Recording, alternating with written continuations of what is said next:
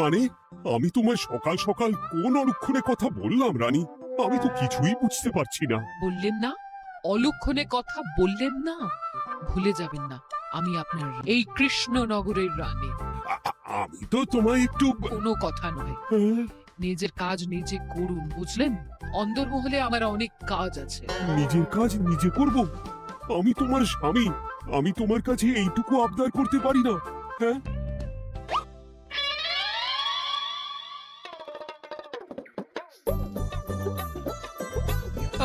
আজ গিন্নির সাথে বচসা করতে গিয়ে দেরি হয়ে গেল। মহারাজ আবার আমার দেরি দেখে রেগে না যান।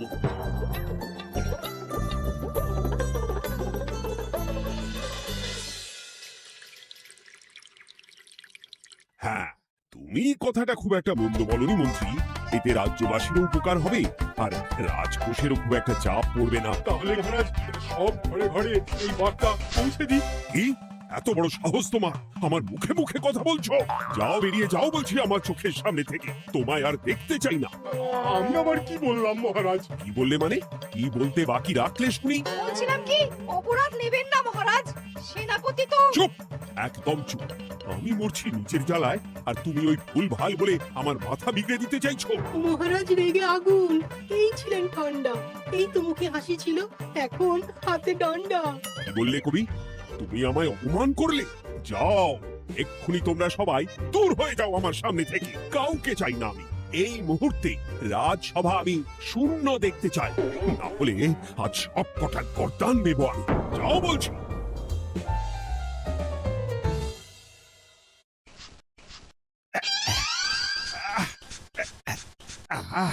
একটু শান্তি হলো। ভেবেছিলাম রাজসভায় করবো তাই রে নাই রে, রাজা দিলেন ঘাড় ধাক্কা, এখন সবাই বাইরে। এ তো তোমার জন্য। তুমিই তো বেমক্কা একটা এমন কবিতা বললে। কেন এইভাবে চড়ছেন মন্ত্রী মশাই? দোষ তো আপনারও। আপনি তো কি একটা বলে রাজা মশাইয়ের মাথা গরম করে দিলেন। আমি আবার কি বলেছি?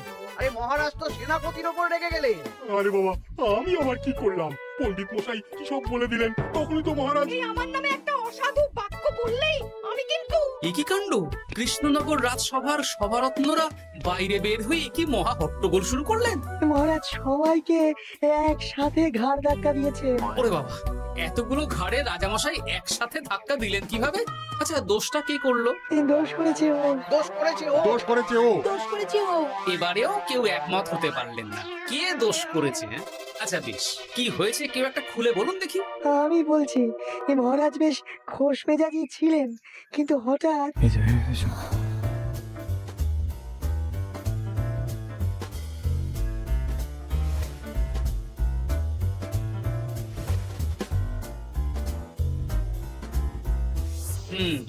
এই কাণ্ড!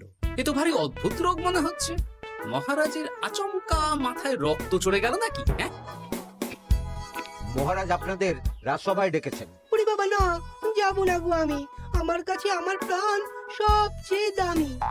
আমিও যাব না। নির্ঘাত মহারাজ গর্দান নিতেই ডাকছেন। আমিও যাব না গোপাল, আমারও প্রাণের বড় মায়া। আচ্ছা, এটা কি কোনো কথা হলো? হ্যাঁ, প্রাণের মায়া কার নেই বলুন তো? আর মহারাজ যে গর্দান নিতেই ডাকছেন তার কি কোনো মানে আছে? অন্য কারণও তো হতে পারে। তুমি কি করে বুঝলে? হ্যাঁ, বুঝতে পারিনি, তবে আন্দাজ করেছি। তোমাদের কথাতেই শুনলাম মহারাজ খোশ মেজাজেই ছিলেন, সহসা রেগে গেছেন।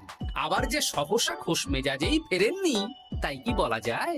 এটা তুমি বলনি তো বন্ধু, চলো সবে ফিরিয়ে আনি রাজসভার ছন্দ। আরে গোপাল, এসো এসো এসো। তা এত দেরি করলে কেন?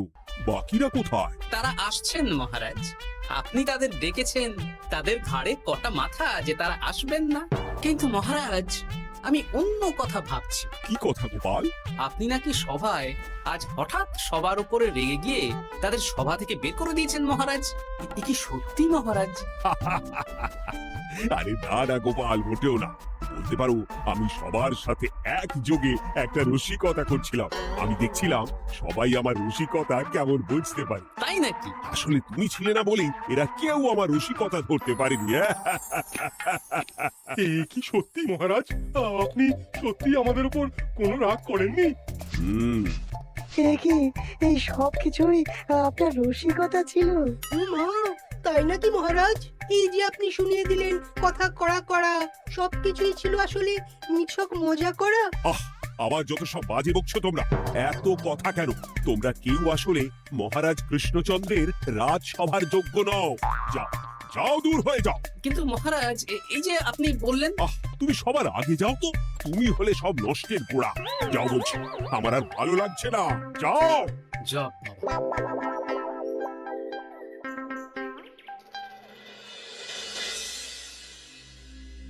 কি বুঝছেন? না না না, আমি তো সবই ঠিক দেখছি রানীমা। হ্যাঁ, এটা ঠিক যে নারীর গতি কিঞ্চিত চঞ্চল বটে, তবে তা তো হতেই পারে বাকি সবটাই ঠিকই আছে। তাহলে এমন হচ্ছে কেন? মহারাজ এইভাবে যখন তখন রেগে যাচ্ছেন কেন?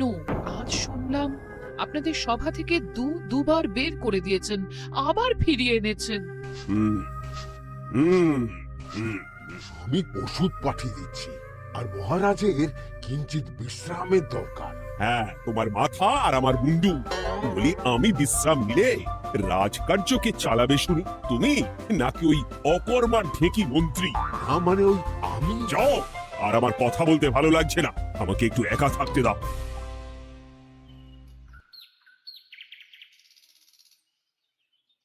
ব্যাপারটা কি বুঝলে গোপাল? রাজবৈদ্য তো মহারাজকে দেখতে রাজবাড়িতে গেছেন, কি মনে হয়? গতকালও আমি যখন বাগানে গেলাম,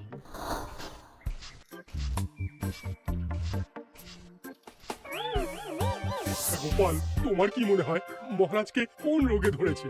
এই রেগে যাচ্ছেন, আবার এই মাথা ঠান্ডা হয়ে গিয়ে ডেকে পাঠাচ্ছেন। আমি বলি কি গোপাল, তখন সবার সামনে বলিনি বটে, তবে এখন তোমার সামনে স্বীকার করতে বাধা নেই। কি কথা বিজ্ঞানী? মহারাজের এই রাগের কারণ হয়তো আমি।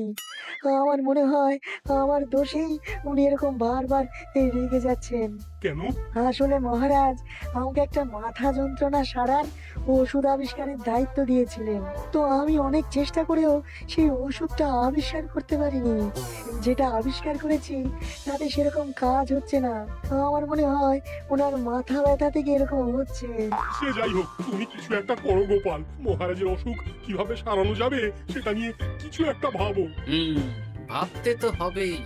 আজ সন্ধেবেলায় তুমি তোমার বাড়িতে বাকি সভাসদদের ডেকে আনো, আমি সমাধান সঙ্গে নিয়ে সময় মতো চলে আসবো। আচ্ছা বেশ, তাই হবে। আমি এখনই বাকিদের খবর দিয়ে দিচ্ছি। আর বিজ্ঞানী, একটু এদিকে এসো তো, একটা কথা আছে।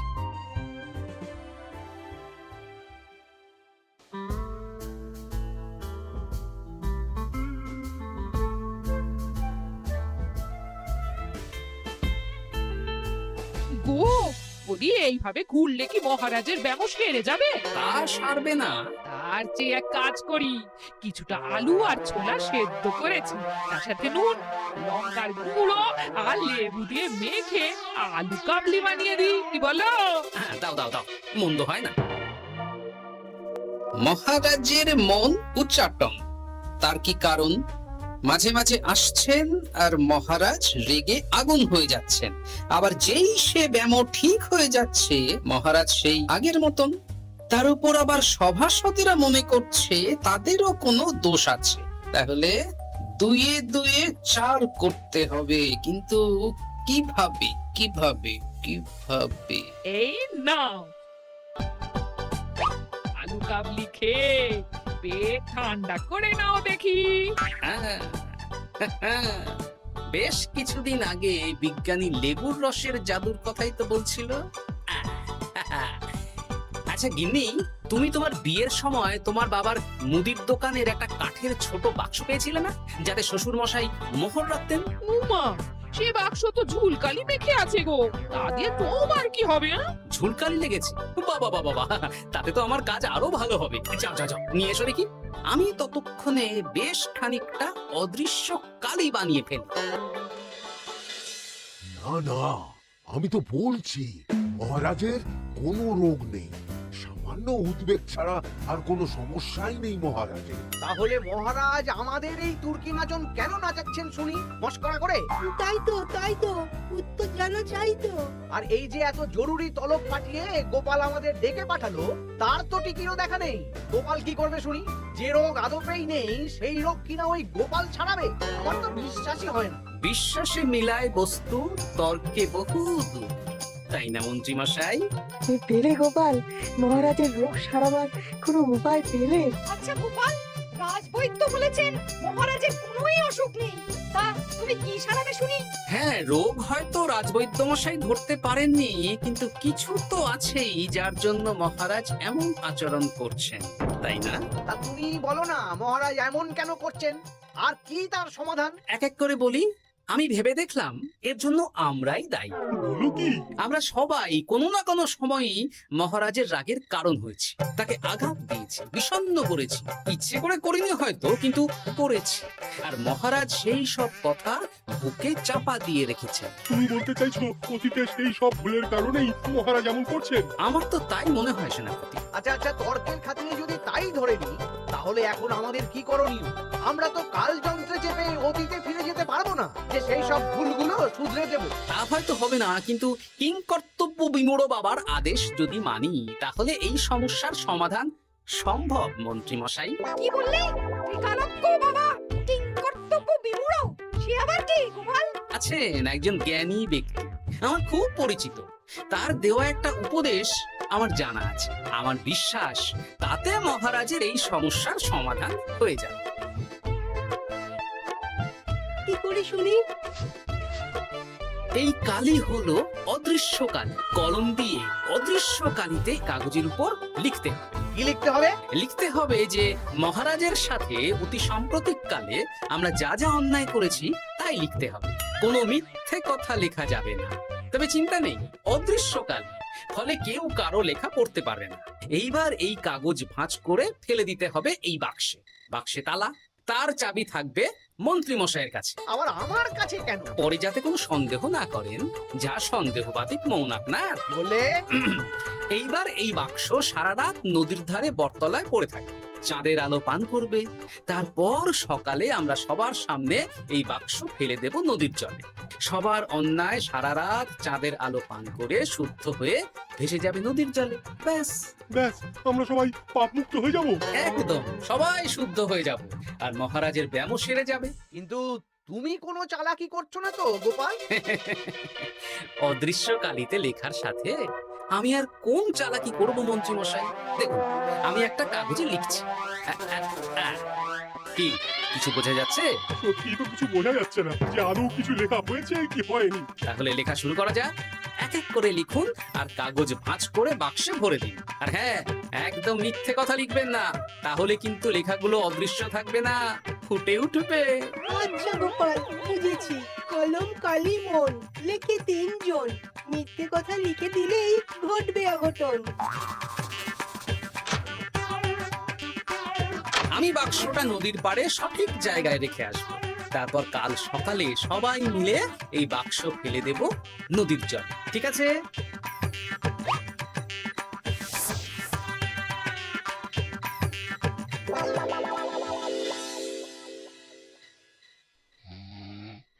কথায় আছে, মনে যা আসে বলে যাও, ভুলেও লিখো না, তাহলেই বিপদে পড়বে। এদিকে কেমন সবাই নিজের নিজের দোষ লিখে বাক্সে ফেলে দিয়েছে। ভাগ্যিস আমি সবার লেখা কাগজগুলো রাতের অন্ধকারে বের করে আনলাম।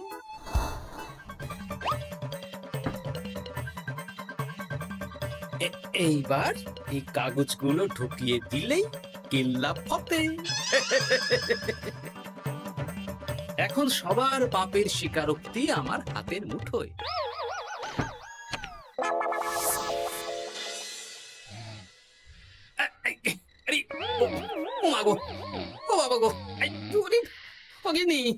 বলি, নাক ডেকে তো ঘুমোচ্ছ, আর পিঠটা একটু চুলকিয়ে দাও দেখি। এই জন্যই তো মাথাটা যায় গরম হয়ে। আরে, এই সহজ ব্যাপারটাই তো আমি বুঝতে পারিনি। মহারাজের অসুখটা হলে এই। যাক, এই রাতের বেলাতেই একসাথে একটা ঢিল পেয়ে গেছি। এক ঢিলে মারবো 2 পাখি। রাজার অসুখ সারবে, আবার সব কটা পাজি শায়েস্তাও হবে। হ্যাঁ,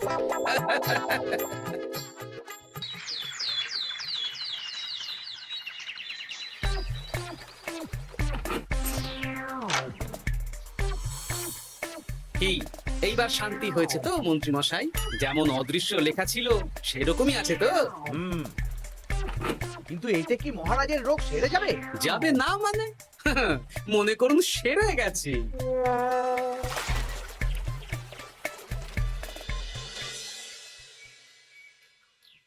তাহলে আজকে সভার কাজ শুরু করা যাক। ক্ষমা করবেন মহারাজ, সবার কাজ শুরু করার আগে একটা দরকারি কাজ আগে করা দরকার। না হলে আবার কখন আপনি আমাদের কারো উপর রেগে যাবেন আর আমাদের সভা থেকে তাড়িয়ে দেবেন তার তো ঠিক নেই, তাই না? আহ গোপাল, আর বিরক্ত করো না। আমার এত সাহস নেই মহারাজ যে আমি আপনাকে বিরক্ত করব। আমি তো জানি নিজের পিঠ যখন নিজে চুলকোনো যায় না আর কেউ থাকে না সেই পিঠ চুলকিয়ে দেবার মতো, তখন কিরকম বিরক্তি জেগে ওঠে, তাই না মহারাজ? এ কি গোপাল, তুমি এত কিছু কি করে জানো? জানাই তো আমার কাজ মহারাজ। আর এও জানি যে আপনার এই বিরক্তির পেছনে সভাসদগণের ভূমিকা ঠিক কি। তার মধ্যে তুমিও আছো গোপাল, তাই না? আছি, পুরো মাত্রায় আছি মহারাজ। তবে হ্যাঁ, আমি কিন্তু তাই বলে রাজকোষের হিসেবে গোলমাল করে মহারাজের কোপের কারণ হইনি মন্ত্রী মশাই। এটা কি গোপাল আন্দাজে বলছে? না হলে কাল অদৃশ্য কালিতে আমি কি লিখেছি সেটা জানলো কি করে? এই, আমি যা লিখেছি সেটাও কি গোপাল পড়ে ফেলেছে নাকি? যাকে পড়লেই বাকি, সব লেখা তো ওই নদীর জলে ভেসে গেছে। আমি যে লিখেছি তার প্রমাণ কি? তবে আর চিন্তা নেই মহারাজ, সমস্যার সমাধান হয়ে গেছে। এখন থেকে আপনি যতক্ষণ রাজসভায় থাকবেন, প্রথমে মন্ত্রী মশাই, তারপর পণ্ডিত মশাই, আর তারপর রাজবৈদ্য পালা করে আপনার পিঠ চুলকে দেবে। কেন আমি কেন চুলকে দেবো? না দিলে যে আপনার কপালে অনেক বড় শাস্তি ঝুলছে মন্ত্রী মশাই। রাজকোষে যে জালিয়াতি আপনি করেছেন তার স্বীকারোক্তি আমি হাজির করব যে মহারাজের সামনে।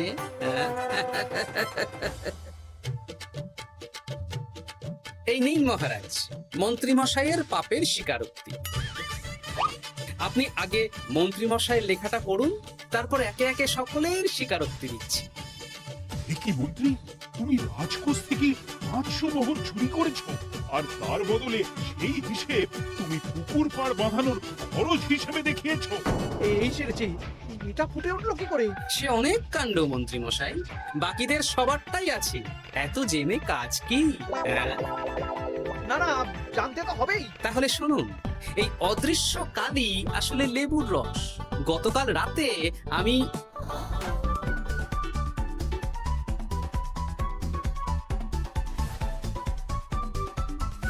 এবার লেবুর রসে অদৃশ্য লেখা কেন বা কিভাবে ফুটে উঠলো সেটা বিজ্ঞানী বোঝাবে। লেবুর রসে লেখা আগুনের তাপে ধরলে ফুটে ওঠে, কারণ লেবুর রসে থাকা অম্ল কাগজের সাথে থাকা শ্বেত সারের সাথে বিক্রিয়া করে এবং তাপ পেলে সেই বিক্রিয়া দ্রুত হয়ে কাগজের শ্বেত সার রাসায়নিকভাবে পরিবর্তিত হয়ে গাঢ় রং ধারণ করে। অনেকদিন আগে বিজ্ঞানীর কাছে ব্যাপারটা জেনেছিলাম, আজ কাজে করে দেখালাম। এবার মন্ত্রী মশাই দেখুন, মহারাজের সেবা করা ভালো না তার বদলে চাবুক খাওয়া ভালো? ওরে বাবা, না, না, উফ! আগে যেমন বুনো ওল তেমনই তো বাঘা তেঁতুল হবে মন্ত্রী মশাই। যা, রাজা মশাইয়ের মেজাজ আবার বিগড়ে যাওয়ার আগেই কাজ শুরু করে দিন ও বাকিদেরকে সেবা করার সুযোগ করে দিন। আজ থেকে ভুল হলে শুধরে নেব ভুলকে। মন্ত্রীমশাই মহারাজের পিঠ দেবে চুলকে।